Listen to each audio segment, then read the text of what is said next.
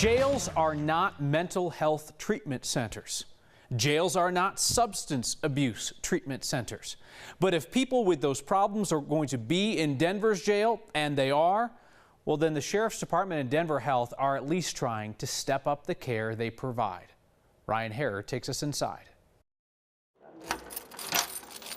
Each morning starts with a daily dose. You got meds, man. Medications carefully handed through each door slot in the mental health pod. There you go. We treat these guys as if everyone is different, and we interact with them like they're an individual instead of just a number.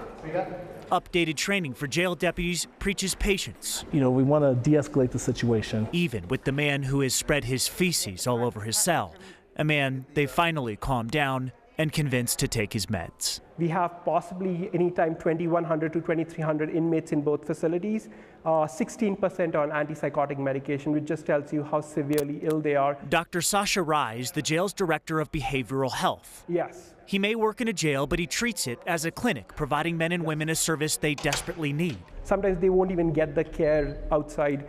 It takes a couple of months to see a psychiatrist in the community to get an appointment. Once a staff of 3 medical professionals showing up a few times a week has become a full-time team of nearly 20, and it's growing with nurses who will work overnight. So there'll always be a behavioral health person in both the facilities moving forward. There you go. It's an attempt to scratch the surface of mental health and addiction problems causing Colorado jails to burst at the seams.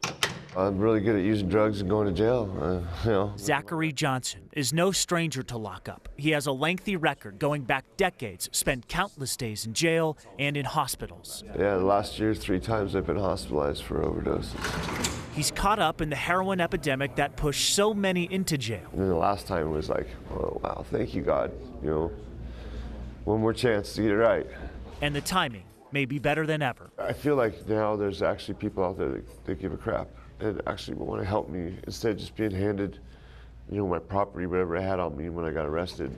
He takes part in the jail's medication-assisted treatment program, which the jail just began offering full-time at the start of this year. Zachary gets Suboxone, an opioid addiction treatment drug he hopes will help him kick a lifelong habit. When you're looking at 50 and you realize that 2/3 of your life has been wasted, it's kind of a wake-up call. Leaving jail often means going back to the drugs that put him here. But this time, he's working with the system. I think getting right treatment here and then connecting them to treatment outside effectively would prevent them from coming back. Preliminary numbers show about 35% of the inmates getting medication-assisted treatment continue doing so after release. Rai says that's actually pretty good. So people really want care. They just don't know how to get it. Rai and other doctors here will tell you the current resources are nowhere near enough to solve society's biggest problems. Thank you. But they're now providing more hope to those who want help. And that just might create some much-needed jail vacancies. Don't give up, because a lot of people have given up on me. I gave up on me. Don't give up, because every day someone wakes up, there's another day they could change. That was Ryan Harrer reporting. The Denver Sheriff's Office has a $4 million budget to spend on detainee care at Denver Health. Another $13 million budgeted for services like what you just saw. A few Next viewers asked if the much talked about smoking ban on the 16th Street Mall is really being enforced. Well, if it is, it's not showing up in the citations. Only 5 of them have been written since December, when City Council banned smoking out on the mall. Denver police say typically they're just out there giving warnings. And speaking of bans that are not likely to be enforced, Boulder's new ban on so-called assault weapons is already being challenged in court, less than a week old. It's being hit on Second Amendment grounds and First Amendment claims because it requires current owners of the weapons to register them with the government. This lawsuit comes from a Boulder resident named John Caldera. Yep, that John Caldera from the Independence Institute, the largest recipient of NRA funds in Colorado. Coincidence, no doubt. Well, DU just got taken to school, and now the university is going to have its work closely checked for errors by the government to make sure that DU doesn't keep shortchanging the women who teach at the law school. This is the largest gender pay equity settlement in Colorado history, $2.7 million. Professor Lucy Marsh was the original whistleblower. There were times when I felt like poison because it was clear when this came out that the salaries were not based on an objective factor. And so walking in from the parking lot, I was reluctant just to join whoever was walking in at the same time for fear of getting them in trouble for associating with me. Association with a whistleblower. The Equal Employment Opportunity Commission is going to monitor DU for the next 6 years. The school has to hire an independent economist to look at its pay structure, make sure it's fair. They have to hire a consultant to keep track of pay by gender. And DU also has to disclose salaries to colleagues and talk about exactly how they're set. Affordable housing is not always sexy, but sometimes the place that can be scored at below market rates is drop dead gorgeous, like the prime real estate that is now available by lottery. Brandon Rittiman has profiled the problems with hundreds of Denver's affordable homes that have fallen into other hands. He now looks at this new program as well as Denver's promises to do better. You can watch the newest batch of affordable homes going up in this decidedly unaffordable place, right by the platform at Union Station downtown. Most of the condos in this new high-rise cost a small fortune. Our two-bedrooms sell from $725,000 to $1.2 million. Unless you win the lottery. Then you can get a two-bedroom condo here for a mere $286,000 or a one-bedroom for $231,000. 33 of the condos in this building will be part of the city's affordable housing program. Most developers offer those units first come, first served, but to be able to buy these, you'll have to have your name drawn out of a hat. This price point doesn't exist in Denver. This opportunity doesn't exist. So we wanted to give everybody that had an interest a chance to go through the same process and have an equal shot at purchasing one. To enter the lottery, you need to prove you've got low enough income to qualify. A single person is allowed to make up to almost $60,000 a year. A family of 4 is allowed to make up to $85,000. But it's not like buying a normal home. If you move out, you can't turn it into a rental, and you can't just sell to anyone at any price. For the first 15 years, the home has to stay affordable. So you can't sell it at turn around and sell it at market rate. You have to sell it to someone else who would meet the same criteria. The price controls on these condos are going to be managed by the city of Denver, which got our attention because that's how a few hundred other homes around the city ended up being owned by people who never actually qualified to be in affordable homes. City officials tell us they have plans to keep that from happening to these folks. Current homeowners in the program told us they hardly ever hear from the city about the restrictions. Now the city says it's going to mail reminders every year instead of every 3 or 4.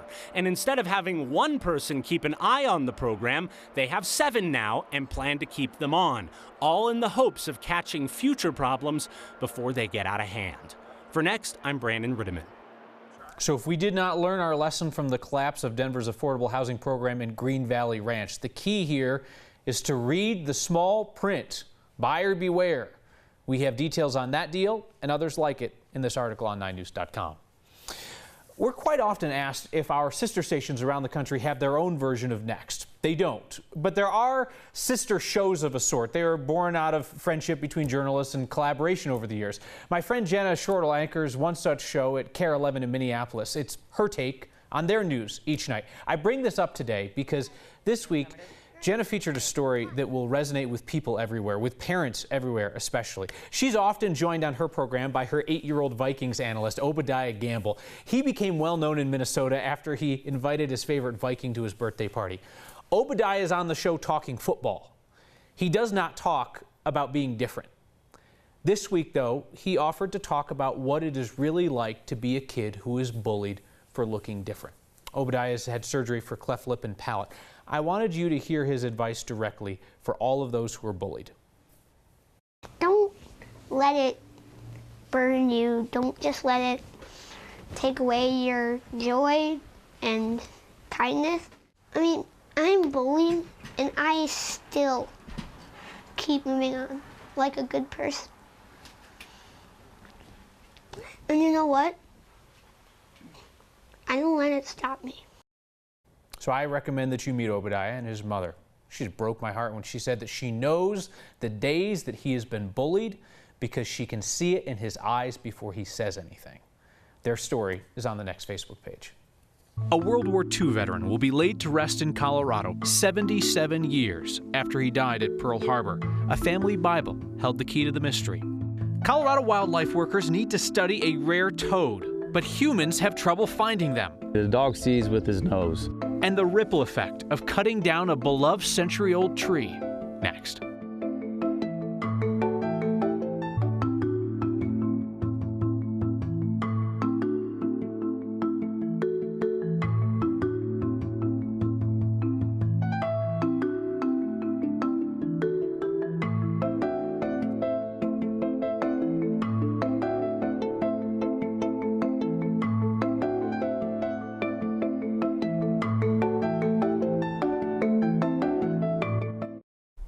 There has been a headstone without a hero resting beneath for more than 75 years. William Francis Helstern, lost in the Japanese attack on Pearl Harbor. His parents died long before the news came that Helstern is now being brought home. The Navy's search for that young sailor's next of kin led from that empty grave in Illinois to Colorado, to the front doorstep of his nephew, a man who knew his uncle from his mother's grief each Pearl Harbor day, and knew enough to provide the one clue that could solve the mystery. Here's Noel Brennan. It's always hard to find it in here. There's comfort in a family tree. Here's my mom, Jane. Loved ones are by your side. And then William. Even after they're gone. This is my mom's handwriting. Maybe that's why a sister kept a lock of her hair. She had it just shoved in here between the pages. Tucked away in a Bible. By the family tree. Beside the brother. Right there. She lost. So, yeah, I grew up with Pearl Harbor. The uncle, Ted Hummel, never met. William Francis Helstern, gunner's mate 2nd class, U.S. Navy. The 20-year-old from Peoria, Illinois, was one of 429 crewmen killed on the USS Oklahoma. Hit by 9 torpedoes, capsized, 7:15 in the morning. They couldn't get out. Letters home to family. February 17th, 42. Never brought closure. It's been found impossible to locate your son, William Francis Helstern, gunner's mate 2nd class, U.S. Navy. Left behind for 77 years until the phone call from the Navy to the nephew. They go, "We've identified your uncle's remains." I just started bawling. DNA from Ted and that lock of his mother's hair. They weren't sure if that was going to work at first, but it did. Confirmed the match and set in motion plans for a burial with full military honors. It'll be the closure of my lifetime. Closure and comfort. You know, it's a celebration, a tribute that... now that a brother, an uncle... that they found him. And hero... 77 years later. ...is home. For Next, I'm Noel Brennan. You know, there are a good number who try to make it out to these military burials if they are able. So we'll tell you, William Helstern will be laid to rest tomorrow in Mount Olivet Cemetery in Wheat Ridge at 11 in the morning.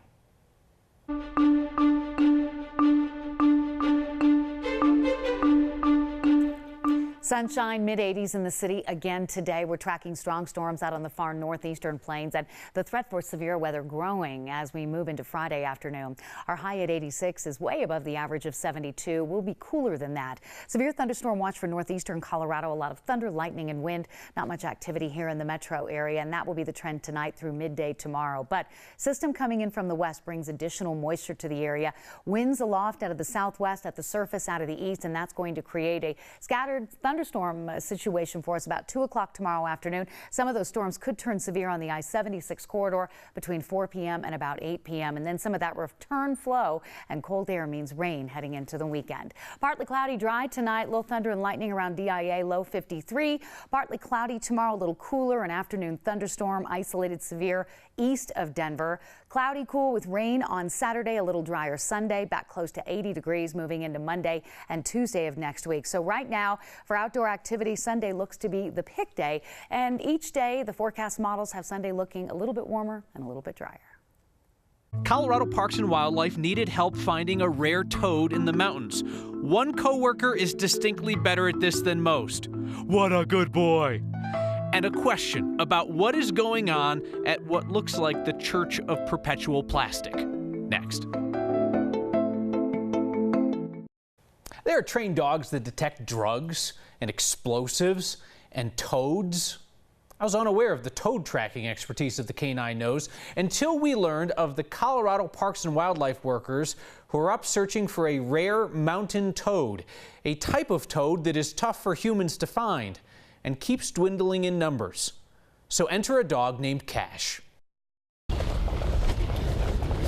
Because there's not a lot just by looking at it from a distance that makes you think it's a specific, unique animal. So I think the small one's the male, but I'm not positive on that. The boreal toad is very unique because they are a high elevation toad species that lives up 10,000 feet. We're seeing a big decline in the state of these toad populations. And when these toads disappear, just like any animal, if you have an animal that becomes extinct, they're gone forever, right? You can never bring them back. We're looking to see if we can find these toads, to count them, to see how many we have in certain areas. Most times they aren't in the open, so it is very hard to actually visually see them. Okay, find it. That's where the dog comes in handy. Good. So we actually use the dog to try to find the presence of these toads and locate these toads, and he uses his nose, but he actually smells them out. Whether he's working in a prairie dog town looking for ferrets or working up in the mountains looking for toads, it's the same process for him. Good, good. This is another method that we can use, another tool we can use to efficiently try to find these toads. Good boy! Good boy, Cash! If we can use one dog and search an area the size of a football field in maybe 10 minutes, where it would take 10 people to go out on foot and search that area in 2 hours, we can be more efficient as a wildlife agency and save time and money. So the long-term goal is to try to get the toad population in the wild back up to where it used to be 20, 30 years ago. Good boy. That's a good boy. Catch me outside finding toads in the mountains. How about that, huh? Parks and Wildlife would eventually like to use dogs to detect the invasive species that come into Colorado on the bottom of boats. Use their nose for that. Loveland's lovely old cottonwood is gone. We told you about this week, and now it's happened. 120 years after it first sprouted from the earth and 25 years after neighbors rallied to save it. Got it another 2 decades. It was cut down this week, and that sent a hive of bees swarming out of the old tree and into a new one in Betty Micka's yard. Betty tells us a beekeeper named Mitch came from Loveland. Mitch, good guy, saved the queen and the hive. So they're now living in Berthoud. I don't think anybody up there even knew that that 120-year-old cottonwood was filled with bees. But if you can't save the tree, save those bees. Did your grandma cover her couch in plastic? Mine even wraps up her lamps. It's really interesting. We figure out why a church in Denver has done that to all of their statues of saints this week. Next.